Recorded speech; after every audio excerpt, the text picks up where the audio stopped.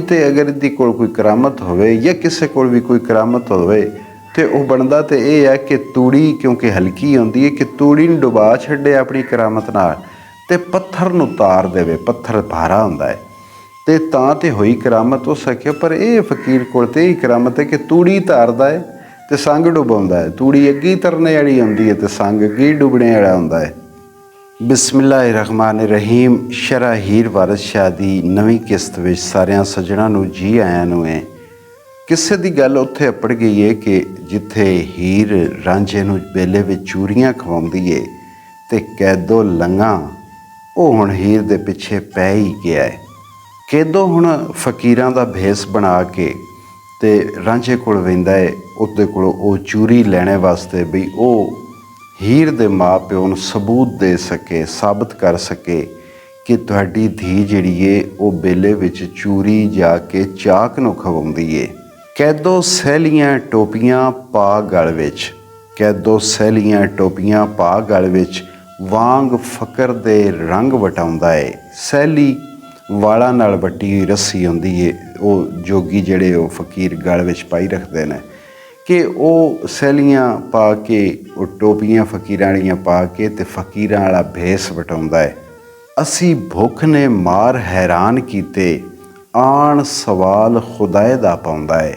ਉਹ ਰਾਂਝੇ ਕੋਲ ਆ ਕੇ ਆਖਦਾ ਹੈ ਕਿ ਮੈਨੂੰ ਭੁੱਖ ਨੇ ਮਾਰ ਦਿੱਤਾ ਹੈ, ਮੈਂ ਬੜਾ ਭੁੱਖਾਂ ਤੇ ਮੇਰੀ ਕੋਈ ਮਦਦ ਕਰ ਤੇ ਮੈਨੂੰ ਕੁਝ ਖਾਣ ਨੂੰ ਦੇ ਰੱਬ ਦੇ ਨਾਂ ਤੇ। ਹੀਰ ਗਈ ਜਾਂ ਨਦੀ ਵੱਲ ਲੈਣ ਪਾਣੀ, ਹੀਰ ਗਈ ਜਾਂ ਨਦੀ ਵੱਲ ਲੈਣ ਪਾਣੀ ਕੈਦੋਂ ਆਣ ਕੇ ਮੁੱਖ ਵਿਖਾਉਂਦਾ ਏ। ਉਸ ਹੁਣ ਵੇਖਿਆ ਕਿ ਹੀਰ ਰਾਂਝੇ ਕੋਲੋਂ ਉੱਠ ਕੇ ਨਦੀ ਵੱਲ ਗਈ ਏ, ਦਰਿਆ ਵਾਲੇ ਪਾਸੇ ਪਾਣੀ ਲੈਣ ਵਾਸਤੇ, ਤੇ ਉਹ ਪਿੱਛੋਂ ਵਾਰਦ ਹੋ ਗਿਆ ਰਾਂਝੇ ਕੋਲ। ਰਾਂਝਾ ਵੇਖ ਕੇ ਸੂਰਤ ਉਸ ਦੀ ਨੂੰ ਮਿਹਰਬਾਨਗੀ ਨਾਲ ਬੁਲਾਉਂਦਾ ਏ। ਉਹਦੀ ਸ਼ਕਲ ਵੇਖ ਕੇ ਉਹ ਮਸਕੀਨ ਜਿਹੜੀ ਉਸ ਭੇਸ ਲਾਏ ਹੋਈ, ਜਿਹੜਾ ਉਸ ਧੋਖਾ ਕੀਤਾ ਹੋਈ ਮੱਕਰ ਵਾਲੀ ਇੱਕ ਸ਼ਕਲ ਬਣਾਈ ਗਈ, ਤੇ ਉਸ ਨੂੰ ਵੇਖ ਕੇ ਰਾਂਝਾ ਉਸ ਨੂੰ ਬੜੇ ਪਿਆਰ ਨਾਲ ਆਪਣੇ ਕੋਲ ਬੁਲਾਉਂਦਾ ਹੈ। ਕੈਦੋ ਸੁਣ ਅਹਵਾਲ ਖੁਸ਼ਹਾਲ ਹੋਇਆ, ਤਰਫ ਰਾਂਝਣੇ ਦੇ ਦੌੜਿਆ ਆਉਂਦਾ ਏ। ਇੱਥੇ ਖੈਰ ਦੇਵੇਂ ਅੱਗੇ ਮਿਲਗ ਤੈਨੂੰ, ਇੱਥੇ ਖੈਰ ਦੇਵੇਂ ਅੱਗੇ ਮਿਲਗ ਤੈਨੂੰ। ਕੈਦੋ ਇਹ ਸਵਾਲ ਸੁਣਾਉਂਦਾ ਹੈ ਕਿ ਉਹ ਮਕਰੀ ਲਾਉਂਦਾ ਹੈ ਬਈ ਜਿਵੇਂ ਉਹ ਇਹ ਲੋਕਾਂ ਇਹ ਆਖਿਆ ਵਹਿੰਦਾ ਹੈ ਕਿ ਤੁਸੀਂ ਇੱਥੇ ਦਿਓ ਤੇ ਅੱਗੇ ਜਾ ਕੇ ਤੁਹਾਨੂੰ ਹੋਰ ਜ਼ਿਆਦਾ ਅੱਗੇ ਜਾ ਕੇ ਮਿਲੇਗਾ। ਤੇ ਉਹ ਵੀ ਹੁਣ ਰਾਂਝੇ ਨਾਲ ਦਾ ਵੀ ਮੈਨੂੰ ਤੂੰ ਇੱਥੇ ਅਗਰ ਖੈਰ ਦੇਵੇਂ, ਮੇਰੇ ਕੁਝ ਖਾਣ ਨੂੰ ਮੈਂ ਦੇਵੇਂ ਤੇ ਅੱਗੇ ਜਾ ਕੇ ਤੈਨੂੰ ਇਹਦਾ ਬਹੁਤ ਵੱਡਾ ਅਜਰ ਮਿਲਣਾ ਹੈ। ਟੋਪੀ ਪਹਿਨ ਕੇ ਸ਼ੈਖ ਦੀ ਬਣੇ ਸੂਰਤ ਇਬਲੀਸ ਦਾ ਮੱਕਰ ਬਣਾਉਂਦਾ ਹੈ। ਉਹ ਟੋਪੀ ਪਾ ਕੇ ਸ਼ਰੀਫ ਬੰਦਿਆਂ ਵਾਲੀ, ਬਜ਼ੁਰਗਾਂ ਵਾਲੀ, ਇਬਾਦਤ ਗੁਜ਼ਾਰਾਂ ਵਾਲੀ, ਤੇ ਰੰਗ ਉਸ ਸ਼ੈਤਾਨ ਦਾ ਵਟਾ ਲਿਆ, ਮੱਕਰ ਫਰੇਬ ਉਸ ਸ਼ੈਤਾਨ ਵਾਲਾ ਲਾਇਆ ਹੈ। ਹਾਜ਼ਰ ਪੁੱਛਿਆ ਹੁਬ ਤੌਫੀਕ ਮੌਲਾ, ਰੰਗ ਰੰਗ ਦੀਆਂ ਸੱਦਾਂ ਸੁਣਾਉਂਦਾ ਹੈ। ਉਸ ਉਹਦੇ ਕੋਲੋਂ ਖਾਣ ਵਾਸਤੇ ਕੁਝ ਪੁੱਛਿਆ ਤੇ ਰਾਏ ਮੌਲਾ ਸਵਾਲ ਕੀਤਾ, ਉੱਚੀਆਂ ਉੱਚੀਆਂ ਸੱਦਾਂ ਲਾ ਕੇ, ਜਿਵੇਂ ਫਕੀਰ ਮਲੰਗ ਜਿਹੜੇ ਨੇ ਉਹ ਆਵਾਜ਼ਾਂ ਲਾਉਂਦੇ ਨੇ ਖੈਰ ਲੈਣ ਵਾਸਤੇ। ਰਾਂਝੇ ਰੁੱਗ ਭਰ ਕੇ ਚੂਰੀ ਚਾਹ ਦਿੱਤੀ, ਲੈ ਕੇ ਤੁਰਤ ਉਹ ਪਿੰਡ ਵੱਲ ਧਾਉਂਦਾ ਏ। ਉਸ ਨੂੰ ਇੱਕ ਰੁੱਗ ਭਰ ਕੇ, ਇੱਕ ਬੁੱਕ ਭਰ ਕੇ ਚੂਰੀ ਦਾ ਉਸ ਨੂੰ ਫੜਾ ਦਿੱਤਾ ਰਾਂਝੇ ਨੇ ਕੈਦੋ ਨੂੰ। ਤਾਂ ਉਸ ਨੂੰ ਜਿਸ ਵੇਲੇ ਉਹ ਚੂਰੀ ਲੱਭਦੀ ਗਈ, ਚੂਰੀ ਹਾਸਲ ਹੁੰਦੀ ਗਈ, ਤੇ ਉਸ ਢਿੱਲ ਨਾ ਲਈ ਉਹ ਪਿੰਡ ਵੱਲ ਨੱਸ ਪਿਆ। ਹੀਰ ਪੁੱਛਦੀ ਆਣ ਕੇ ਰਾਂਝਣੇ ਤੋਂ, ਅੱਧੀ ਚੂਰੀ ਕੌਣ ਲੈ ਜਾਵਦਾ ਏ? ਉਹ ਆਈਏ ਵੇਖ ਕੇ ਹੈਰਾਨ ਹੋਈਏ ਕਿ ਅੱਧੀ ਇਹ ਮੈਂ ਢੇਰ ਰੱਖ ਕੇ ਗਈ ਹੈ ਤੇ ਹੁਣ ਅੱਧੀ ਪਈ ਏ, ਇਹ ਅੱਧੀ ਚੂਰੀ ਕੌਣ ਲੈ ਗਿਆ? ਰਾਂਝਾ ਆਖਦਾ ਇੱਕ ਫਕੀਰ ਆਜਜ਼ ਆਣ ਵਾਸਤਾ ਰੱਬ ਦਾ ਪਾਉਂਦਾ ਏ। ਉਸ ਨੂੰ ਦੱਸਿਆ ਕਿ ਇੱਕ ਨਿਮਾਣਾ ਜਿਹਾ ਫਕੀਰ ਆਇਆ, ਰੱਬ ਦੇ ਨਾਂ 'ਤੇ ਉਹ ਸਵਾਲ ਕੀਤਾ ਤੇ ਮੈਂ ਅੱਧੀ ਉਸ ਨੂੰ ਦੇ ਛੱਡੀ।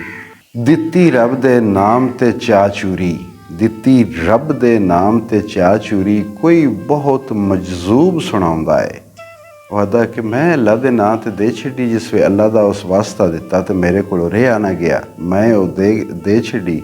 ਕੋਈ ਮੈਂ ਉਹ ਵੇਖਿਆ ਕਿ ਉਹ ਤੇ ਕੋਈ ਮਜਜ਼ੂਬ ਆ। ਮਜਜ਼ੂਬ ਹੁੰਦਾ ਜਿਹੜਾ ਜਜ਼ਬ ਦੀ ਕੈਫੀਅਤ ਵਿੱਚ ਮਸਤ ਹੋਵੇ, ਉਸ ਨੂੰ ਮਜਜ਼ੂਬ ਆਖਦੇ ਨੇ। ਰਾਂਝੇ ਪੁੱਛਿਆ ਹੀਰ ਨੂੰ ਇਹ ਲੰਗਾ, ਹੀਰੇ ਕੌਣ ਫਕੀਰ ਕਿਸ ਥਾਂ ਦਾ ਏ।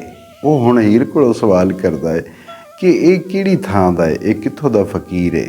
ਹੀਰ ਆਖਦੀ ਮੇਰਾ ਚੰਡਾਲ ਚਾਚਾ, ਹੀਰ ਆਖਦੀ ਮੇਰਾ ਚੰਡਾਲ ਚਾਚਾ, ਹੱਥੀਂ ਲਾਉਂਦਾ ਪੈਰੀਂ ਪੁਜਾਉਂਦਾ ਏ। ਚੰਡਾਲ ਤੋਂ ਮੁਰਾਦ ਹੁੰਦਾ ਬਦ ਅਮਲ। ਉਹ ਆਦੀ ਇਹ ਕੋਈ ਹੋਰ ਕੋਈ ਨਹੀਂ, ਇਹ ਤਾਂ ਮੇਰਾ ਚੰਡਾਲ ਚਾਚਾ ਹੀ ਹੱਥੀਂ ਲਾਉਂਦਾ ਪੈਰੀ ਬੁਝਾਉਂਦਾ। ਇਸ ਦਾ ਮਤਲਬ ਇਹ ਹੁੰਦਾ ਹੈ ਕਿ ਬੰਦਾ ਕਿਦਾਂ ਆਪ ਅੱਗ ਲਾਵੇ, ਪਹਿਲੇ ਲਾ ਕੇ ਤੇ ਉਹ ਪੈਰਾਂ ਨਾਲ ਉਹਦੇ ਅੱਗ ਦੇ ਉੱਤੇ, ਜਿਵੇਂ ਪੈਰਾਂ ਨਾਲ ਅੱਗ ਬੁਝਾਈ ਦੀ ਹੈ, ਉੱਤੇ ਨੱਚਣਾ ਕੁੱਦਣਾ ਸ਼ੁਰੂ ਕਰ ਦੇਵੇ ਅਤੇ ਲੋਕਾਂ ਨੂੰ ਰੌਲਾ ਪਾ ਦੇਵੇ ਕਿ ਅੱਗ ਲੱਗ ਗਈ, ਅੱਗ ਲੱਗ ਗਈ। ਲਾਈ ਹੋਈ ਉਹ ਸਾਪ ਹੁੰਦੀ ਹੈ, ਆਪ ਹੀ ਅੱਗ ਲਾ ਕੇ ਅਤੇ ਲੋਕਾਂ ਨੂੰ ਉਹ ਬੁਲਾਉਂਦਾ ਆਪਣੇ ਵਾਲੇ ਪਾਸੇ ਕਿ ਅੱਗ ਲੱਗ ਗਈ ਹੈ। ਤੀਵੀਂ ਮਰਦ ਵਿੱਚ ਰਾਂਝਿਆ ਵੈਰ ਪਾਏ, ਤੀਵੀਂ ਮਰਦ ਵਿੱਚ ਰਾਂਝਿਆ ਵੈਰ ਪਾਏ, ਮਾਵਾਂ ਧੀਆਂ ਨੂੰ ਪਾੜ ਵਿਖਾਉਂਦਾ ਏ। ਪਾੜ ਤੋਂ ਮੁਰਾਦ ਕਿ ਵੱਖ ਕਰ ਦੇਣਾ, ਨਫਾਕ ਪੈਦਾ ਕਰ ਦੇਣਾ। ਬਈ ਇਹ ਜ਼ਾਲਮ ਅਤੇ ਮੀਆਂ ਅਤੇ ਬੀਬੀ ਵਿੱਚ ਨਫ਼ਰਤ ਪਾਉਣੇ ਵਾਲਾ ਬੰਦਾ ਹੈ ਅਤੇ ਮਾਵਾਂ ਅਤੇ ਧੀਆਂ ਵਿੱਚ ਇਹ ਵੈਰ ਪਵਾ ਦਿੰਦਾ ਹੈ, ਮਾਵਾਂ ਤੋਂ ਧੀਆਂ ਵੱਖ ਕਰ ਦਿੰਦਾ ਹੈ। ਇਹ ਤਾਂ ਐਡਾ ਸ਼ੈਤਾਨ ਹੈ, ਇਹਨੂੰ ਜ਼ਾਤੋਂ ਖੈਰ ਨਾ ਪਾਵਣਾ ਸੀ, ਲੱਖ ਵਾਰ ਸਵਾਲ ਜੇ ਪਾਉਂਦਾ ਏ। ਉਹ ਆਦੀ ਹੈ ਕਿ ਲੱਖ ਵਾਰੀ ਵੀ ਸਵਾਲ ਕਰੇ ਆ, ਤੂੰ ਤੇ ਇਸ ਨੂੰ ਖੈਰ ਨਾ ਹੀ ਨਾ ਦੇਣਾ, ਤੇਰੇ ਪਿੱਛੇ ਤੇ ਆਏ ਹੀ, ਤੂੰ ਇਸ ਨੂੰ ਖੈਰ ਕਿਉਂ ਦਿੱਤਾ ਹੈ। ਇਹ ਬੁਰਾ ਬਖੀਲ ਬਦ ਅਸਲ ਫਾਸਕ, ਇਹ ਬੁਰਾ ਬਖੀਲ ਬਦ ਅਸਲ ਫਾਸਕ, ਕੋਈ ਇਸ ਨੂੰ ਭਲਾ ਨਾ ਭਾਵਦਾ ਏ। ਇਹ ਐਸਾ ਫਾਸਕ ਹੈ, ਇਹ ਐਸਾ ਬਖੀਲ ਹੈ ਕਿ ਕੋਈ ਸੁੱਖੀ ਵਸਦਾ ਬੰਦਾ ਇਸ ਨੂੰ ਚੰਗਾ ਨਹੀਂ ਲੱਗਦਾ। ਕੋਈ ਬੰਦਾ ਮੁਹੱਬਤ ਨਾਲ ਇੱਕ ਦੂਜੀ ਨਾਲ ਰਹਿੰਦਾ ਇਸ ਨੂੰ ਚੰਗਾ ਨਹੀਂ ਲੱਗਦਾ। ਅਤੇ ਇਹ ਕਿਦੋਂ ਇਸਤਾਰਾ ਕਿੱਦਾਂ ਹੈ? ਸ਼ੈਤਾਨ ਦਾ। ਇਹ ਨਹੀਂ ਚਾਹੁੰਦਾ ਕਿ ਕੋਈ ਦੋ ਬੰਦੇ ਜਾਂ ਚਾਰ ਬੰਦੇ ਰਲ ਕੇ ਬਹਿਣ, ਇਹ ਕਿਸੇ ਨੂੰ ਹੱਸਦਿਆਂ ਵਸਦਿਆਂ ਵੇਖ ਕੇ ਰਾਜ਼ੀ ਹੀ ਨਹੀਂ ਹੁੰਦਾ। ਦੂਈ ਥਾਂ ਸ਼ੈਤਾਨ ਹੈ ਜੰਗ ਅੰਦਰ, ਦੂਈ ਥਾਂ ਸ਼ੈਤਾਨ ਇਹ ਜੰਗ ਅੰਦਰ, ਭਾਈ ਮਾਹਰ ਦਾ ਇਹ ਸਦਮਦਾ ਹੈ। ਬਈ ਦੂਜੀ ਥਾਂ ਸ਼ੈਤਾਨ ਵਿੱਚ ਜੰਗ ਦੇ ਵਿੱਚ ਸ਼ੈਤਾਨ ਹੈ ਅਤੇ ਆਪਣੇ ਆਪ ਨੂੰ ਮਾਰ ਚੂਚਕ ਦਾ ਬਿਰਾ ਵੀ ਸਦਵਾਉਂਦਾ ਹੈ।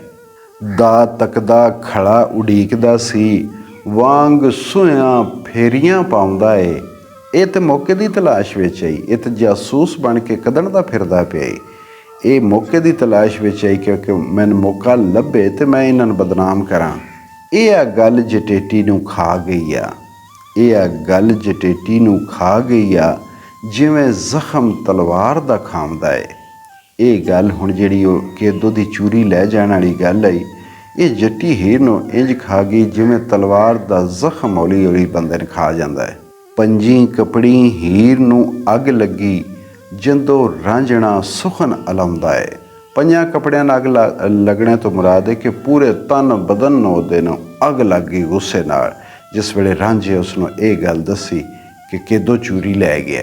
ਜਿਵੇਂ ਜ਼ਖਮ ਤਾਈਂ ਫੇਰ ਪਚ ਕੇ ਤੇ, ਜਿਵੇਂ ਜ਼ਖਮ ਤਾਈਂ ਫੇਰ ਪਚ ਕੇ ਤੇ, ਕੋਈ ਉਸ ਨੂੰ ਲੂਣ ਚਲਾਉਂਦਾ ਹੈ ਕਿ ਇੰਝ ਤਕਲੀਫ ਹੋਈ, ਇੰਝ ਉਸ ਨੂੰ ਪਰੇਸ਼ਾਨੀ ਹੋਈ ਹੀਰ ਨੂੰ ਕਿ ਜਿਵੇਂ ਜ਼ਖਮ ਨੂੰ ਕੋਈ ਪਚ ਕੇ, ਪਛਣਾ ਹੁੰਦਾ ਹੈ ਕਿ ਉਸ ਤਰ੍ਹਾਂ ਨਾਲ ਕਿਸੇ ਇਹੋ ਜਿਹੇ ਤੇਜ਼ਧਾਰ ਆਲੇ ਨਾਲ ਜ਼ਖਮ ਨੂੰ ਜਾਂ ਕਿਸੇ ਜਿਸਮ ਦੇ ਹਿੱਸੇ ਨੂੰ ਉੱਤੋਂ ਟੱਕ ਲਾਉਣੇ, ਨਵੇਂ ਸਿਰੋਂ ਟੱਕ ਲਾਉਣੇ। ਉਹਨੂੰ ਇੰਝ ਤਕਲੀਫ ਹੋਈ ਵੀ ਜਿਵੇਂ ਜ਼ਖਮ ਨੂੰ ਉਸ ਤਰ੍ਹਾਂ ਨਾਲ ਉੱਤੋਂ ਉਸ ਨੂੰ ਪਚ ਕੇ ਅਤੇ ਉਹਦੇ ਉੱਤੇ ਜ਼ਖਮ ਜਿਵੇਂ ਤਾਜ਼ਾ ਕਰਕੇ ਅਤੇ ਉਹਦੇ ਉੱਤੇ ਲੂਣ ਚਲਾਇਆ ਹੈ, ਉਹਦੇ ਉੱਤੇ ਨਮਕ ਧੂੜਿਆ ਹੈ। ਹੀਰ ਬੋਲਦੀ ਕੀਤੀ ਹੋਈ ਬੁਰਾ ਮਾਈਆ, ਹੀਰ ਬੋਲਦੀ ਕੀਤੀ ਹੋਈ ਬੁਰਾ ਮਾਈਆ, ਤੇਰੀ ਮੱਤ ਨੂੰ ਕੌਣ ਲੈ ਜਾਵਦਾ ਏ। ਕਿ ਜਲਿਆ ਬੜਾ ਭੈੜਾ ਕੰਮ ਕੀਤੀ, ਤੇਰੀ ਅਕਲ ਕਿੱਥੇ ਗਈ, ਤੇਰੀ ਹੋਸ਼ ਕੌਣ ਲੈ ਕੇ ਟੁਰ ਗਿਆ ਕਿ ਤੂੰ ਇਹੋ ਜਿਹੇ ਸ਼ੈਤਾਨ ਨੂੰ ਸਬੂਤ ਦੇ ਛੜਿਆ। ਦੇਸੀ ਸੁਤੀਆਂ ਕਲਾਂ ਜਗਾ ਲੰਗਾ, ਦੇਸੀ ਸੁਤੀਆਂ ਕਲਾਂ ਜਗਾ ਲੰਗਾ, ਅੱਕ ਦੁੱਧ ਦੇ ਵਿੱਚ ਚੁਆਮਦਾ ਏ। ਕਿ ਇਹ ਹੁਣ ਗਈਆਂ ਗੁਜ਼ਰੀਆਂ ਦਬੀਆਂ ਮੋਈਆਂ ਸਾਰੀਆਂ ਗੱਲਾਂ ਪੱਟ ਕੇ ਲੈ ਆਵੇਗਾ ਕਿ ਅੱਕ ਦੁੱਧ ਦੇ ਵਿੱਚ ਚੁਆਮਦਾ ਹੈ। ਅੱਕ ਦਾ ਜਿਹੜਾ ਉਹਦੀ ਇੱਕ ਲੇਸਦਾਰ ਰਤੂਬਤ ਹੁੰਦੀ ਹੈ ਅੱਕ ਦੇ ਬੂਟੇ ਵਿੱਚ, ਉਹ ਵੀ ਚਿੱਟੇ ਰੰਗ ਦੀ ਹੁੰਦੀ ਹੈ, ਦੁੱਧ ਵਰਗੀ ਹੁੰਦੀ ਹੈ। ਤੇ ਦੁੱਧ ਵਿੱਚ ਉਹ ਪਾਇਆ ਪਤਾ ਤੇ ਨਹੀਂ ਲੱਗਦਾ, ਕਿਉਂਕਿ ਉਹ ਵੀ ਦੁੱਧ ਵਰਗਾ ਹੁੰਦਾ ਹੈ ਤੇ ਦੁੱਧ ਵੀ ਚਿੱਟਾ ਹੁੰਦਾ ਹੈ, ਪਰ ਉਹ ਅੱਕ ਦਾ ਦੁੱਧ ਜਿਹੜਾ ਹੈ ਉਹ ਜ਼ਹਿਰੀਲਾ ਮਵਾਦ ਹੁੰਦਾ ਹੈ, ਉਹ ਜ਼ਹਿਰ ਵਾਲਾ ਮਵਾਦ ਹੁੰਦਾ ਹੈ। ਤੇ ਇਹ ਇੰਜ ਦੇ ਕੰਮ ਕਰਦਾ ਵੀ ਉੱਤੋਂ ਤਾਂ ਇੰਝ ਹੀ ਲੱਗਦਾ ਹੈ ਕਿ ਇਸ ਨੂੰ ਤਾਂ ਬੜੀ ਹੁਣ ਇੱਜ਼ਤਾਂ ਦੀ ਫਿਕਰ ਹੈ, ਤੇ ਵਿੱਚੋਂ ਇਹ ਜ਼ਹਿਰ ਪਿਆ ਘੋਲਦਾ ਹੈ। ਸੁਖਨ ਚੀਨ ਜਹਾਨ ਦਾ ਚੁਗਲ ਲੰਗਾ, ਸੁਖਨ ਚੀਨ ਜਹਾਨ ਦਾ ਚੁਗਲ ਲੰਗਾ, ਮਾਵਾਂ ਧੀਆਂ ਦੇ ਵੈਰ ਪਵਾਉਂਦਾ ਹੈ। ਸੁਖਨ ਚੀਨ ਹੁੰਦਾ ਹੈ ਨੁਕਤਾਚੀਨੀ ਕਰਨੇ ਵਾਲਾ, ਇਲਜ਼ਾਮ ਤਰਾਸ਼ੀਆਂ ਕਰਨੇ ਵਾਲਾ। ਚੁਗਲ ਹੁੰਦਾ ਹੈ ਕਿ ਚੁਗਲਖੋਰ, ਝੂਠਾ। ਬਈ ਇਹ ਦੁਨੀਆ ਦਾ ਉਹ ਚੁਗਲਖੋਰ ਅਤੇ ਤੁਹਮਤਾਂ ਲਾਉਣ ਵਾਲੀ ਹਸਤੀ ਹੈ ਜਿਹੜਾ ਇਹ ਮੀਆਂ ਸ਼ੈਤਾਨ ਹੈ। ਇਹ ਮਾਵਾਂ ਅਤੇ ਧੀਆਂ ਵਿੱਚ ਵੀ ਵੈਰ ਪਵਾ ਦਿੰਦਾ ਹੈ, ਜਿਨ੍ਹਾਂ ਵਿੱਚ ਵੈਰ ਦਾ ਕੋਈ ਸੋਚ ਵੀ ਨਹੀਂ ਸਕਦਾ। ਇਸ ਕੋਲ ਉਹ ਸ਼ੈਤਾਨੀ ਹੈ ਕਿ ਮਾਵਾਂ ਧੀਆਂ ਵਿੱਚ ਵੀ ਦੁਸ਼ਮਣੀ ਪਵਾ ਦਿੰਦਾ ਹੈ। ਵਾਰਿਸ ਸ਼ਾਹ ਵਾਂਗੂ ਪੀਰ ਜ਼ਾਹਿਰ ਆਈ, ਵਾਰਿਸ ਸ਼ਾਹ ਵਾਂਗੂ ਪੀਰ ਜ਼ਾਹਿਰ ਆਈ, ਤੂੜੀ ਧਰਦਾ ਸੰਗ ਡੁਬਾਉਂਦਾ ਈ।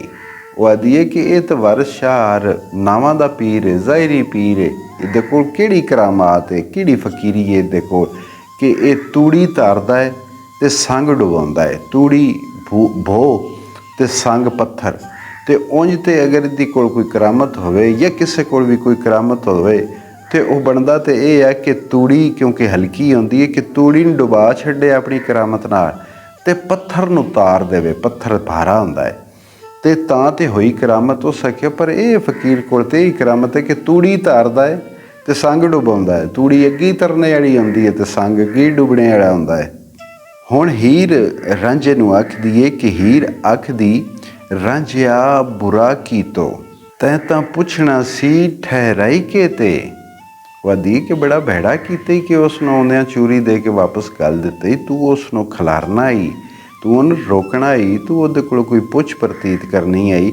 ਮੇਰੇ ਆਵਣੇ ਤੀਕ ਉਡੀਕਣਾ ਸੀ, ਮੇਰੇ ਆਵਣੇ ਤੀਕ ਉਡੀਕਣਾ ਸੀ, ਗੱਲੀ ਲਾਈ ਕੇ ਕਿਵੇਂ ਅੜਾਈ ਕੇ ਤੇ। ਉਹ ਨਦੀ ਹੈ ਕਿ ਮੇਰੇ ਆਉਣ ਤੱਕ ਤੂੰ ਉਸ ਨੂੰ ਰੋਕਣਾ ਹੀ ਗੱਲਾਂ ਵਿੱਚ ਲਾ ਕੇ। ਇਹ ਹੁਣ ਰਾਂਝਾ ਜਿਸਮ ਹੈ, ਹੀਰ ਰੂਹ ਹੈ, ਅਤੇ ਜਿਸ ਵੇਲੇ ਵੀ ਇਹਨਾਂ ਵਿੱਚ ਵਿੱਥ ਪਾਉਂਦੀ ਹੈ ਅਤੇ ਉਹ ਤਰੀਜਾ ਸਾਹਬ ਜਿਹੜਾ ਹੈ ਉਹ ਵਿੱਚ ਵੜ ਪੈਂਦਾ ਹੈ, ਜਿਸ ਨੂੰ ਸ਼ੈਤਾਨ ਸਾਹਿਬ ਆਖਦੇ ਨੇ। ਕਿ ਜਦੋਂ ਵੀ ਇਨਸਾਨ ਆਪਣੀ ਅਸਲ ਤੋਂ ਥੋੜ੍ਹਾ ਜਿਹਾ ਵਿੱਥ ਕਰਦਾ ਹੈ, ਔਰ ਰੂਹ ਕੌਣ ਹੈ? ਰੂਹ ਅਰਸ਼ ਤੋਂ ਆਈ ਹੈ ਅਤੇ ਉੱਥੋਂ ਜਿੱਥੋਂ ਆਈ ਹੈ, ਜਿਹਦੇ ਵਿੱਚੋਂ ਨਿਕਲੀ ਹੈ, ਉਹਦਾ ਹੀ ਤਾਂ ਵੱਡਾ ਦੁਸ਼ਮਣ ਹੈ ਸ਼ੈਤਾਨ ਸਾਹਿਬ। ਅਤੇ ਉਹ ਜਿਸ ਵੇਲੇ ਬੰਦਾ ਜਿਹੜਾ ਹੈ ਉਹ ਉਸ ਤੋਂ ਥੋੜ੍ਹਾ ਜਿਹਾ ਜੁਦਾ ਹੁੰਦਾ ਹੈ ਆਪਣੀ ਅਸਲ ਤੋਂ, ਆਪਣੀ ਹਕੀਕਤ ਤੋਂ, ਆਪਣੀ ਰੂਹ ਤੋਂ, ਅਤੇ ਇਸ ਨੂੰ ਮੌਕਾ ਲੱਭਦਾ ਹੈ ਇਹ ਵਿੱਚ ਆ ਕੇ ਉਸ ਬੰਦੇ ਦੇ ਰਾਹਾਂ ਵਿੱਚ ਕੰਡੇ ਖਿਲਾਰ ਜਾਂਦਾ ਹੈ। ਅਤੇ ਉਹ ਇਹ ਯਾਦੀ ਹੈ ਕਿ ਮੈਂ ਇਹਨਾਂ ਸਾਰਿਆਂ ਨੂੰ ਜਾਣਦੀ ਹਾਂ, ਇਸ ਨੂੰ ਵੀ ਮੈਂ ਮੁੱਢੋਂ ਜਾਣਦੀ ਹਾਂ। ਜਦੋਂ ਇਹ ਅਜ਼ਾਜ਼ੀਲ ਤੋਂ ਸ਼ੈਤਾਨ ਬਣਿਆ, ਮੈਂ ਉਸ ਵੇਲੇ ਦਾ ਵੀ ਇਹਨ ਵੀ ਜਾਣਦੀ, ਦੇ ਕਰਤੂਤ ਵੀ ਜਾਣਦੀ ਹਾਂ। ਤੂੰ ਨਹੀਂ ਜਾਣਦਾ, ਤੂੰ ਬਾਅਦ ਵਿੱਚ ਮੇਰੇ ਸੰਗ ਰਲਿਆ ਹੈ, ਰੂਹ ਨਾਲ ਜਿਸਮ ਬਾਅਦ ਵਿੱਚ ਰਲਿਆ ਹੈ। ਅਤੇ ਉਹ ਆਦੀ ਤੂੰ ਨਹੀਂ ਇਹਦੀਆਂ ਗੱਲਾਂ ਜਾਣਦਾ, ਮੈਂ ਜਾਣਦੀ ਹਾਂ। ਮੇਰਾ ਇੰਤਜ਼ਾਰ ਕਰਨਾ ਹੀ ਆ, ਮੈਨੂੰ ਉਡੀਕਣਾ ਹੀ ਆ, ਮੈਂ ਆਵਾਂ ਅਤੇ ਮੈਂ ਇਹਦੀ ਪੁੱਛ ਪ੍ਰਤੀਤ ਕਰਾਂ। ਤੈਨੂੰ ਚਕਮਾ ਦੇਣਾ ਇਹਦੇ ਵਾਸਤੇ ਸੌਖਾ ਹੈ, ਮਹੀਨੇ ਨਹੀਂ ਚਕਮਾ ਦੇ ਸਕਦਾ। ਇਹ ਤਾਂ ਵਿੱਚ ਸੰਸਾਰ ਖੁਆਰ ਕਰਸੀ, ਇਹ ਤਾਂ ਵਿੱਚ ਸੰਸਾਰ ਖੁਆਰ ਕਰਸੀ, ਸਾਡੇ ਸੱਚ ਨੂੰ ਕੂੜ ਬਣਾਈ ਕੇ ਤੇ। ਕਿ ਸਾਡਾ ਰਿਸ਼ਤਾ ਤੇ ਅਜ਼ਲ ਦਾ ਪੱਕਾ ਹੋਇਆ ਹੋਇਆ ਹੈ, ਸਾਡਾ ਸੱਚਾ ਰਿਸ਼ਤਾ ਹੈ। ਇਹ ਹੁਣ ਸਾਡੇ ਸੱਚੇ ਰਿਸ਼ਤੇ ਨੂੰ ਝੂਠਾ ਬਣਾ ਕੇ ਕੂੜ ਅਤੇ ਮੱਕਰ ਫਰੇਬ ਨਾਲ ਸਾਨੂੰ ਇਸ ਜਹਾਨ ਵਿੱਚ ਰੁਸਵਾ ਕਰਸੀ। ਅੱਗੋਂ ਰਾਂਝਾ ਉਸ ਨੂੰ ਆਦਾ, ਮੈਂ ਤਾਂ ਜਾਣਦਾ ਨਹੀਂ ਸਾਂ ਇਹ ਸੂਹਿਆਂ, ਖੈਰ ਮੰਗਿਓ ਸੂ ਮੈਥੋਂ ਆਈ ਕੇ ਤੇ। ਉਹ ਆਦਾ ਵੀ ਮੈਨੂੰ ਤਾਂ ਨਹੀਂ ਨਾ ਪਤਾ ਕਿ ਇਹ ਜਸੂਸ ਹੈ, ਮੈਥੋਂ ਤਾਂ ਇਸ ਰੱਬ ਦੇ ਨਾਂ 'ਤੇ ਆ ਕੇ ਖੈਰ ਮੰਗਿਆ। ਖੈਰ ਲੈਂਦਾ ਹੀ ਪਿੱਛਾਂ ਨੂੰ ਤੁਰਤ ਨੱਠਾ, ਖੈਰ ਲੈਂਦਾ ਹੀ ਪਿੱਛਾਂ ਨੂੰ ਤੁਰਤ ਨੱਠਾ, ਉੱਠ ਵਗਿਆ ਕੰਡ ਵਿਖਾਈ ਕੇ ਤੇ। ਬਈ ਇਸ ਮੇਰੇ ਤੋਂ ਖੈਰ ਲਿਆ, ਇਸ ਮੈਨੂੰ ਕੰਡ ਵਿਖਾਈ ਹੈ, ਇਹ ਜਾਤ ਉਹ ਜਾ, ਇਹ ਤਾਂ ਗਾਇਬ ਹੋ ਗਿਆ। ਨੇੜੇ ਜਾਂਦਾ ਹੀ ਨੱਡੀਏ ਜਾ ਮਿਲਣੀ, ਨੇੜੇ ਜਾਂਦਾ ਹੀ ਨੱਡੀਏ ਜਾ ਮਿਲਣੀ, ਜਾ ਪੁੱਛ ਲੈ ਗੱਲ ਸਮਝਾਈ ਕੇ ਤੇ। ਅਜੇ ਦੂਰ ਕੋਈ ਨਹੀਂ ਗਿਆ, ਅਜੇ ਨੇੜੇ ਹੀ ਹੈ, ਜਾ ਉਹਦੇ ਕੋਲੋਂ ਪੁੱਛ ਤੇ ਸਹੀ ਜਾ ਕੇ ਬਈ ਇਹ ਕੀ ਤੂੰ ਡਰਾਮਾ ਕੀਤਾ ਹੈ ਅਤੇ ਕਿਉਂ ਤੂੰ ਇਹ ਕੀਤਾ ਹੈ। ਹੀਰ ਮਗਰ ਨੱਠੀ ਜਾ ਖੜਾ ਕੀਤਾ। ਹੀਰ ਮਗਰ ਨੱਠੀ ਜਾ ਖੜਾ ਕੀਤਾ, ਉਹਨੂੰ ਨਾਲ ਆਵਾਜ਼ ਬੁਲਾਈ ਕੇ ਤੇ ਵਰਸ਼ਾ ਮੀਆਂ। ਉਸ ਤੋਂ ਗੱਲ ਪੁੱਛੀ, ਦੋ ਤਿੰਨ ਅੱਡੀਆਂ ਹਿੱਕ ਵਿੱਚ ਲਾਈ ਕੇ ਤੇ ਉਸ ਨੂੰ ਖਿਲਾਰਿਆ, ਸੱਦ ਮਾਰਿਆ ਬਈ ਚਾਚਾ ਖਲੋ ਜਾ, ਮੇਰੀ ਗੱਲ ਸੁਣ ਕੇ ਜਾਵੀਂ। ਨੇੜੇ ਆਈ ਅਤੇ ਉਸ ਜਨਾਬ ਪਕੜ ਕੇ ਢਾਹ ਕੇ ਉਹਦੇ ਸੀਨੇ ਵਿੱਚ ਹਿੱਕ ਸੀਨੇ ਵਿੱਚ ਅੱਡੀਆਂ ਪੈਰ ਦੀਆਂ, ਇਹ ਜੁੱਤੀ ਪਤਾ ਅੱਡੀ ਵਾਲੇ ਪਾਸਿਓਂ ਸਖਤ ਹੁੰਦੀ ਹੈ, ਕਿ ਦੋ ਤਰੇ ਅੱਡੀਆਂ ਉਹਦੇ ਸੀਨੇ ਵਿੱਚ ਠੋਕੀਆਂ ਅਤੇ ਫਿਰ ਉਸ ਕੋਲੋਂ ਪੁੱਛਿਆ ਵੀ ਚਾਚਾ ਇਹ ਕਾਰਨ ਕਿਉਂ ਕੀਤਾ ਜੀ। ਰਾਂਝਾ ਹੁਣ ਹੀਰ ਨਾਲ ਉਸ ਨੂੰ ਉਹਦਾ ਗੁੱਸਾ ਠੱਡਾ ਕਰਨ ਵਾਸਤੇ ਉਸ ਨੂੰ ਆਖਦਾ ਹੈ ਕਿ ਹੀਰੇ ਆਸ਼ਕਾਂ ਲੱਖ ਮੁਲਾਮਤਾਂ ਨਹੀਂ, ਹੀਰੇ ਆਸ਼ਕਾਂ ਲੱਖ ਮੁਲਾਮਤਾਂ ਦੀ ਨਾਲ ਸਬਰ ਦੇ ਸ਼ੁਕਰ ਗੁਜ਼ਾਰਦੇ ਨਹੀਂ। ਬਈ ਆਸ਼ਕਾਂ ਤੇ ਹਰ ਰੋਜ਼ ਨਵੀਆਂ ਮੁਲਾਮਤਾਂ, ਨਵੇਂ ਤਾਨੇ, ਅਤੇ ਉਹ ਸਬਰ ਕਰਦੇ ਨੇ ਅਤੇ ਸ਼ੁਕਰ ਕਰਦੇ ਨੇ। ਸਬਰ ਨਾਲ ਉਹ ਇਹ ਲੋਕਾਂ ਦੇ ਤਾਨੇ ਮਿਹਣੇ ਝੱਲਦੇ ਨੇ, ਬਰਦਾਸ਼ਤ ਕਰਦੇ ਨੇ। ਸਖੀ ਸਾਇਲਾਂ ਮੂਲ ਨਾ ਰੱਦ ਕਰਦੇ, ਸਖੀ ਸਾਇਲਾਂ ਮੂਲ ਨਾ ਰੱਦ ਕਰਦੇ, ਖੈਰ ਦੇ ਹੁੰਦੇ ਨਾਲ ਪਿਆਰ ਦੇ ਨਹੀਂ। ਕਿ ਸਖੀ ਜਿਹੜੇ ਹੁੰਦੇ ਨੇ ਨਾ, ਸਖਾਵਤ ਕਰਨ ਵਾਲੇ, ਉਹ ਮੰਗਣ ਵਾਲਿਆਂ ਨੂੰ, ਸਵਾਲ ਪਾਉਣ ਵਾਲਿਆਂ ਨੂੰ ਰੱਦ ਨਹੀਂ ਕਰਦੇ, ਉਹਨਾਂ ਨੂੰ ਖਾਲੀ ਨਹੀਂ ਮੋੜਦੇ, ਉਹ ਤਾਂ ਉਹਨਾਂ ਨੂੰ ਬੜੇ ਪਿਆਰ ਨਾਲ ਖੈਰ ਦਿੰਦੇ ਨੇ। ਸ਼ੈਤਾਨ ਬਖੀਲ ਮੱਕਾਰ ਕੁੱਤਾ, ਸ਼ੈਤਾਨ ਬਖੀਲ ਮੱਕਾਰ ਕੁੱਤਾ, ਜਿਹੜਾ ਕਰਦਾ ਏ ਕੰਮ ਵਿਗਾੜਦੇ ਨਹੀਂ। ਬਈ ਸਖੀਆਂ ਤੇ ਸਾਇਲਾਂ ਨੂੰ ਦੇਣਾ ਹੀ ਦੇਣਾ, ਅਤੇ ਜਿਹੜਾ ਇਹ ਵਿੱਚ ਵਿਗਾੜ ਪਾਉਂਦਾ ਇਹ ਤੇ ਕੁੱਤਾ, ਇਹ ਸ਼ੈਤਾਨ ਬਖੀਲ ਜਿਹੜਾ ਹੈ, ਇਹ ਵਿੱਚ ਖਰਾਬੀਆਂ ਪੈਦਾ ਕਰਦਾ ਹੈ। ਇਹ ਉਹਨਾਂ ਦੇ ਚੰਗੇ ਅਮਲ ਨੂੰ ਵੀ ਭੈੜਾ ਕਰਕੇ ਤੇ ਅੱਗੇ ਲਟੋਰਦਾ ਹੈ। ਦੁਨੀਆਦਾਰਾਂ ਤੇ ਫਜ਼ਲਾਂ ਠੱਗ ਲੈਂਦਾ, ਦੁਨੀਆਦਾਰਾਂ ਤੇ ਫਜ਼ਲਾਂ ਠੱਗ ਲੈਂਦਾ, ਆਸ਼ਕ ਸਾਲੇ ਚਾਹ ਦੁਰਕਾਰਦੇ ਨਹੀਂ। ਬਈ ਦੁਨੀਆਦਾਰਾਂ ਤੇ ਇਹ ਠੱਗ ਹੀ ਲੈਂਦਾ ਹੈ। ਦੁਨੀਆਦਾਰਾਂ ਵਾਸਤੇ ਤੇ ਸੌਖਾ ਹੈ ਕਿ ਇਸ ਨੂੰ ਕਿ ਉਹਨਾਂ ਨੇ ਆਪਣੇ ਜਾਲ ਵਿੱਚ ਲੈ ਕੇ ਆਵੇ, ਅਤੇ ਬੜੇ ਬੜੇ ਫਾਜ਼ਲਾਂ ਨੂੰ ਵੀ ਇਹ ਕਾਬੂ ਕਰ ਲੈਂਦਾ ਹੈ। ਇਲਮ ਉਹਨਾਂ ਨੇ ਦੱਸਦਾ, ਬਈ ਤੂੰ ਜੋ ਜਾਣਦਾ ਹੈ ਹੋਰ ਤਾਂ ਦੁਨੀਆ 'ਤੇ ਜਾਣਦਾ ਹੀ ਕੋਈ ਨਹੀਂ, ਦੀਨ ਦਾ ਇਲਮ ਸਾਰਾ ਤੇਰੇ ਕੋਲ ਹੀ ਹੈ, ਰੱਬ ਨਾਲ ਤੇਰੀ ਤਾਰ ਮਿਲੀ ਹੋਈ ਹੈ। ਉਹ ਅੰਦਰੋਂ ਇੰਜ ਉਸ ਨੂੰ ਹਵਾ ਭਰਦਾ ਹੈ ਕਿ ਉਹ ਫਾਜ਼ਲ ਜਿਹੜੇ ਹੁੰਦੇ ਨੇ ਉਹ ਤਕੱਬਰ ਦਾ ਸ਼ਿਕਾਰ ਹੋ ਜਾਂਦੇ ਨੇ, ਅਤੇ ਉਹਨਾਂ ਦਾ ਕੀਤਾ ਕਰਤਾ ਇਹ ਰੋੜ ਦਿੰਦਾ ਹੈ। ਉਹ ਵਾਕਈ ਸਮਝਣ ਲੱਗ ਪਾਉਂਦੇ ਨੇ ਕਿ ਦੂਜੀ ਦੁਨੀਆ ਤਾਂ ਸਾਰੀ ਜਨਮੀ ਹੈ, ਇੱਕ ਮੈਂ ਹੀ ਜੰਨਤ ਦਾ ਵਾਰਸ ਹਾਂ, ਮੈਂ ਆਖਣਾ ਤੇ ਇਹਨਾਂ ਨੂੰ ਵੀ ਜੰਨਤ ਲੱਭਣੀ ਹੈ, ਨਹੀਂ ਤੇ ਨਹੀਂ ਲੱਭਣੀ। ਅਤੇ ਉਹ ਇਹ ਤੇ ਉਹਨਾਂ ਨੂੰ ਕਰਦਾ ਸ਼ਿਕਾਰ। ਪਰ ਆਸ਼ਕ ਉਹ ਜਿਨ੍ਹਾਂ ਦਾ ਰਿਸ਼ਤਾ ਆਪਣੇ ਰੱਬ ਸੱਚੇ ਨਾਲ ਹੈ, ਜਿਹੜੇ ਰੱਬ ਸੱਚੇ ਨਾਲ ਆਪਣਾ ਤਾਲੁਕ ਕਾਇਮ ਕਰਕੇ ਉਸ ਤਾਲੁਕ ਨੂੰ ਪਾਲਦੇ ਪਏ ਹੁੰਦੇ ਨੇ, ਉਹ ਤਾਂ ਲਾਹਨਤ ਭੇਜਦੇ ਨੇ ਤੇ ਉਹ ਤਾਂ ਦੁਰਕਾਰਦੇ ਨੇ, ਉਹ ਤਾਂ ਕੁੱਤੇ ਯਾਰ ਇਸ ਨੂੰ ਦੁਰਕਾਰ ਕੇ ਰੱਦ ਕਰਦੇ ਨੇ, ਉਹ ਨਹੀਂ ਦੇ ਕਾਬੂ ਹੁੰਦੇ। ਇਹ ਵੇਲਾ ਹੀ ਅੱਜ ਸੰਭਾਲ ਹੀਰੇ, ਹੋਵੇਂ ਖੁਆਰ ਨਾ ਵਿੱਚ ਸੰਸਾਰ ਦੇ ਨਹੀਂ, ਵਾਰਿਸ ਸ਼ਾਹ ਮੀਆਂ ਕੰਮ ਸੋਈ ਕਰੀਏ, ਵਾਰਿਸ ਸ਼ਾਹ ਮੀਆਂ ਕੰਮ ਸੋਈ ਕਰੀਏ, ਹੋਏ ਹੁਕਮ ਜੋ ਪਰਵਰਦਿਗਾਰ ਦੇ ਨਹੀਂ। ਕਿ ਕੰਮ ਉਹ ਹੀ ਕਰੋ ਜਿਹੜਾ ਰੱਬ ਸੱਚੇ ਨੇ ਹੁਕਮ ਦਿੱਤਾ ਹੈ, ਅਤੇ ਕੋਈ ਔਖਤ ਨਹੀਂ, ਨਾ ਇੱਥੇ ਅਤੇ ਨਾ ਉੱਥੇ। ਹੀਰ ਅੱਗੋਂ ਰਾਂਝੇ ਨਾ ਦੀਏ, ਗੱਲਾਂ ਤੇਰੀਆਂ ਸਾਰੀਆਂ ਠੀਕ ਨਾ, ਕਿ ਸਾਇਲਾਂ ਨਾਲ ਸਖੀ ਰੱਦ ਵੀ ਨਹੀਂ ਕਰਦੇ, ਅਤੇ ਆਸ਼ਕ ਜਿਹੜੇ ਸ਼ੈਤਾਨ ਦੇ ਮੱਕਰ ਵਿੱਚ ਨਹੀਂ ਹੁੰਦੇ। ਪਰ ਇੱਥੇ ਮਾਮਲਾ ਹੋ ਰਿਹਾ, ਇੱਥੇ ਗੱਲ ਇਹ ਹੈ ਕਿ ਹੀਰ ਆਖਦੀ, ਰਾਂਝਿਆ ਬੁਰਾ ਕੀਤੋ ਸਾਡਾ ਕੰਮ ਸੀ ਨਾਲ ਵੈਰਾਈਆਂ ਦੇ, ਵੈਰਾਈ ਦੁਸ਼ਮਣ, ਕਿ ਸਾਡਾ ਵਾਸਤਾ ਇੱਥੇ ਦੁਸ਼ਮਣਾਂ ਨਾਲ ਹੈ। ਅਸੀਂ ਇੱਥੇ ਸੌਖੇ ਕੋਈ ਨਾ, ਸਾਡੇ ਸੱਜੇ ਖੱਬੇ ਸਾਡੇ ਦੁਸ਼ਮਣ ਨੇ, ਸਾਡੇ ਖੋਜ ਨੂੰ ਤੱਕ ਕੇ ਕਰੇ ਚੁਗਲੀ, ਸਾਡੇ ਖੋਜ ਨੂੰ ਤੱਕ ਕੇ ਕਰੇ ਚੁਗਲੀ, ਦਿਨ ਰਾਤ ਹੈ ਵਿੱਚ ਬੁਰਾਈਆਂ ਦੇ। ਇਸ ਦਾ ਦਿਨ ਰਾਤ ਕੰਮ ਹੀ ਇਹ ਹੈ, ਇੱਥੇ ਹਰ ਵੇਲੇ ਬੁਰਾ ਹੀ ਸੋਚਦਾ ਹੈ। ਇੱਥੇ ਇੱਕ ਮੈਂ ਜ਼ਿਮਨਨ ਗੱਲ ਕਰਾਂ ਕਿ ਸ਼ੈਤਾਨ ਕੁੱਲੇ ਸ਼ਰ, ਰੱਬ ਸੋਹਣਾ ਕੁੱਲੇ ਖੈਰ ਹੈ, ਅਤੇ ਸ਼ੈਤਾਨ ਕੁੱਲੇ ਸ਼ਰ ਹੈ, ਕਿ ਜਿਸ ਵੇ ਕੁੱਲ ਦਾ ਕੁੱਲ ਸ਼ਰ ਹੈ ਅਤੇ ਖੈਰ ਦਾ ਸ਼ਾਇਬਾ ਵੀ ਉਹਦੇ ਵਿੱਚ ਨਹੀਂ ਹੋ ਸਕਦਾ, ਖੈਰ ਦੀ ਸੋਚ ਵੀ ਨਹੀਂ ਹੋ ਸਕਦੀ, ਕਿਉਂਕਿ ਉਹ ਕੁੱਲ ਦਾ ਕੁੱਲ ਸ਼ਰ ਹੈ। ਉਸ ਜਦ ਵੀ ਕਰਨਾ ਬੁਰਾ ਹੀ ਕਰਨਾ ਹੈ, ਉਹਦੇ ਤੋਂ ਅੱਛੇ ਦੀ ਨਾ ਉਮੀਦ ਹੋ ਸਕਦੀ ਹੈ, ਨਾ ਉਹ ਚੰਗਾ ਕਰ ਸਕਦਾ ਹੈ। ਉਹ ਆਦੀ ਹੈ ਕਿ ਇਹ ਤਾਂ ਸਾਡਾ ਦੁਸ਼ਮਣ ਹੈ, ਅਤੇ ਇਹ ਤਾਂ ਸਾਡੇ ਖੋਜ ਨੂੰ, ਸਾਡੇ ਪੈਰਾਂ ਦੇ ਨਿਸ਼ਾਨ ਨੂੰ, ਸਾਡੇ ਆਉਣੇ ਜਾਣੇ ਨੂੰ ਵੇਖ ਕੇ ਤੇ ਚੁਗਲੀਆਂ ਲਾਵੇਗਾ। ਇੱਦਾਂ ਤੇ ਕੰਮ ਹੀ ਦਿਨ ਰਾਤ ਇਹ ਆ, ਇਸ ਦਾ ਕੰਮ ਹੀ ਇਹ ਹੈ ਕਿ ਇਹ ਭੈੜੇ ਕੰਮ ਕਰਨਾ।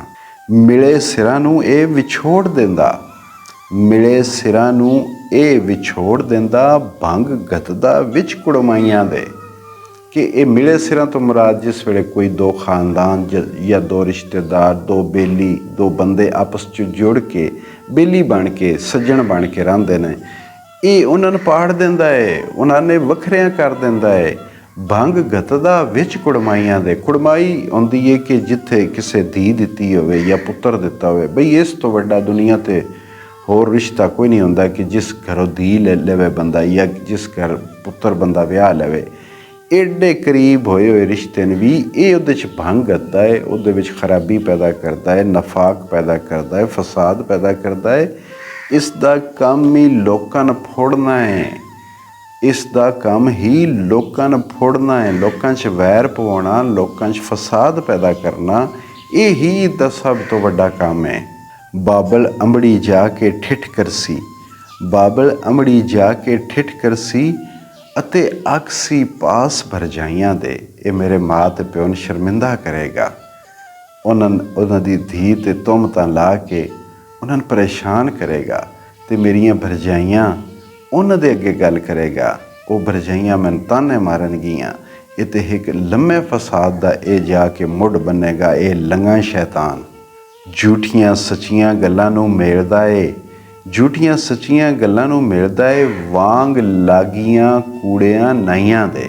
ਬਈ ਜਿਵੇਂ ਲਾਗ ਲੈਣ ਵਾਲੇ ਨਾਈ ਹੁੰਦੇ ਨੇ, ਉਹ ਜਿਵੇਂ ਕੂੜੀਆਂ ਸੱਚੀਆਂ ਕਿ ਮੈਂ ਉਹ ਵੀ ਕੀਤਾ, ਮੈਂ ਆਹ ਵੀ ਕੀਤਾ, ਅਤੇ ਜਿਸ ਵੇਲੇ ਉਹ ਕੋਈ ਸਾਕ ਕਰਾਉਂਦੇ ਨੇ, ਰਿਸ਼ਤਾ ਕਰਾਉਂਦੇ ਨੇ, ਅਤੇ ਉਸ ਨੂੰ ਵੀ ਵਧਾ ਚੜ੍ਹਾ ਕੇ ਗੱਲਾਂ ਉਸ ਦੀ ਔਕਾਤ ਤੋਂ ਵੱਧ ਅਗਲੇ ਦੀ ਤੋਂ ਦੱਸ ਕੇ ਅਤੇ ਉਹ ਰਿਸ਼ਤੇ ਕਰਾਉਣੇ ਅਤੇ ਉਹ ਗੱਲਾਂ ਬਣਾਉਣੀਆਂ। ਉਹ ਆਖਦੀ ਹੈ ਕਿ ਇਹ ਤਾਂ ਝੂਠੀਆਂ ਸੱਚੀਆਂ ਗੱਲਾਂ ਮਿਲਦਾ ਰਹਿੰਦਾ, ਜੋੜ ਤਰੋੜ ਲਾਉਂਦਾ ਰਹਿੰਦਾ ਹੈ, ਇਸ ਦਾ ਹੋਰ ਕੰਮ ਹੀ ਕੋਈ ਨਹੀਂ। ਦੌਲਤ ਦੀਨ ਤੇ ਧਰਮ ਈਮਾਨ ਸਭੇ, ਦੌਲਤ ਦੀਨ ਤੇ ਧਰਮ ਈਮਾਨ ਸਭੇ, ਦੌਲਤ ਦੀਨ ਈਮਾਨ ਤੇ ਧਰਮ ਸਭੇ, ਵਰਸ਼ਾ ਹੈ ਨਾਲ ਕਮਾਈਆਂ ਦੇ। ਕਿ ਦੌਲਤ ਵੀ ਬਿਨਾਂ ਕਮਾਏ ਤੋਂ ਨਹੀਂ ਆਉਂਦੀ, ਅਤੇ ਦੀਨ ਜਿਹੜਾ ਹੈ, ਧਰਮ, ਈਮਾਨ, ਇਹ ਵੀ ਕਮਾਉਣਾ ਪਾਉਂਦਾ ਹੈ। ਦੌਲਤ ਕਮਾਉਣ ਵਾਸਤੇ ਬੰਦੇ ਨੂੰ ਹੱਥੀਂ ਮਿਹਨਤਾਂ ਕਰਨੀਆਂ ਪਾਉਂਦੀਆਂ, ਅਤੇ ਦੀਨ, ਈਮਾਨ, ਧਰਮ ਜਿਹੜਾ ਹੈ, ਇਸ ਨੂੰ ਕਮਾਉਣ ਵਾਸਤੇ ਅਮਲੇ ਸਾਲੇ ਦੀ ਲੋੜ ਹੁੰਦੀ ਹੈ। ਲੋਕਾਂ ਨੂੰ ਆਪਸ ਵਿੱਚ ਜੋੜਨ ਵਾਲਾ ਕੰਮ। ਇਹ ਪਿੱਛੇ ਹੁਣ ਸਾਰੇ ਲੋਕਾਂ ਨੂੰ ਫੋੜਨ ਦੀਆਂ ਗੱਲਾਂ ਹੋਈਆਂ ਨਾ, ਅਤੇ ਆਖਰ ਤੇ ਵਾਰਿਸ ਸ਼ਾਹ ਇਹ ਦੱਸਦੇ ਨੇ ਬਈ ਇਹ ਨੇਕ ਕਮਾਈਆਂ ਨਾਲ ਇਹ ਦੀਨ ਵੀ ਲੱਭਦਾ ਹੈ, ਈਮਾਨ ਵੀ ਬੰਦੇ ਦਾ ਸਲਾਮਤ ਤਾਂ ਰਹਿੰਦਾ ਹੈ ਕਿ ਉਹ ਕਮਾਈ ਕਰੇ। ਇਹ ਕਮਾਈ ਅਮਲਾਂ ਦੀ ਕਮਾਈ ਹੈ, ਚੰਗੇ ਅਮਲਾਂ ਦੀ। ਅਤੇ ਚੰਗਾ ਅਮਲ ਸਭ ਤੋਂ ਵੱਡਾ ਇਹ ਹੈ ਕਿ ਲੋਕਾਂ ਨੂੰ ਆਪਸ 'ਚ ਜੋੜਨਾ, ਲੋਕਾਂ 'ਚ ਨਫਾਕ ਅਤੇ ਹਸਦ ਅਤੇ ਦੂਰੀਆਂ ਖ਼ਤਮ ਕਰਕੇ ਉਹਨਾਂ ਨੂੰ ਇਕੱਠਿਆਂ ਕਰਨਾ। ਅੱਜ ਇੱਥੇ ਤੱਕ ਕਿ ਅਗਲੀ ਕਿਸ਼ਤ ਵਿੱਚ ਹੁਣ ਹੀਰ ਜਾ ਕੇ ਕੇਦੋ ਕੋਲ ਅਪੜੀਏ, ਅਤੇ ਉਹ ਸੁਣ ਚਾਚੇ ਨੇ ਕਿਵੇਂ ਧੌਣੀਆਂ ਨੱਪ ਕੇ ਸੱਟ ਕੇ ਉਹਦੇ ਕੋਲੋਂ ਚੂਰੀ ਵਾਪਸ ਲੈਣੀ ਹੈ। ਇਹ ਅਗਲੀ ਕਿਸ਼ਤ ਵਿੱਚ ਆਏਗਾ। ਸਲਾਮਤ ਰਹੋ, ਖੁਸ਼ ਰਹੋ, ਇਜਾਜ਼ਤ ਦਿਓ, ਰੱਬ ਰਾਖਾ।